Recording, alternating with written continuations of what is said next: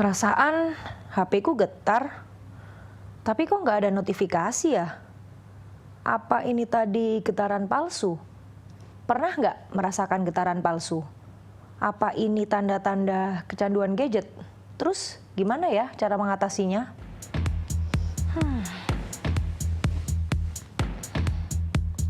Iya, sekarang itu kan dikit-dikit ngecek HP karena emang kerjaannya lewat HP soalnya. Enggak sih, lebih ke arah feeling aja kalau misalnya kalau misalnya ada pesan atau ada yang ngubungin atau siapa itu ya pasti masuk kan, pasti tahu kita. Kalau sekarang ini cenderung HP itu sebagai alat komunikasi ya, tapi juga menjadi sesuatu yang menjadi penentu baik urusan pekerjaan, urusan macem-macem. Artinya hari ini kita nggak bisa meninggalkan HP. Kalau urusan ketergantungan itu memang ya hari ini memang eranya era HP.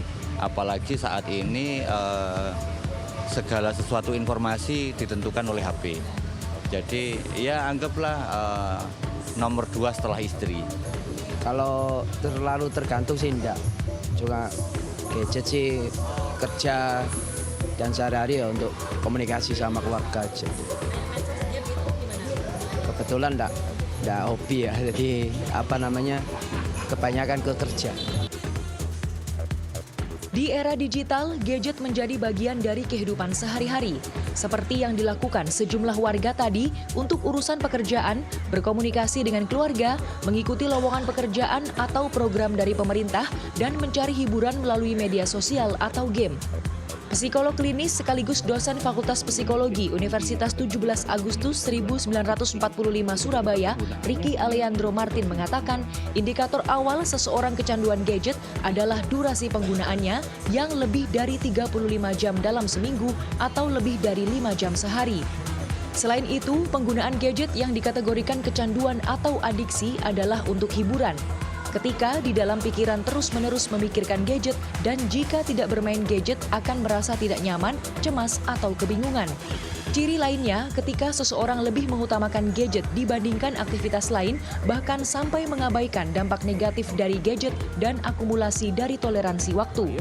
Atau beberapa orang minat terhadap kegiatan lain akan menjadi hilang dan fokusnya hanya ke gadget itu saja. Bahkan ketika dia tidak bisa menggunakan gadget atau dilarang menggunakan gadget, terutama mungkin pada anak-anak ya Ibu ya, dia akan marah, berontak.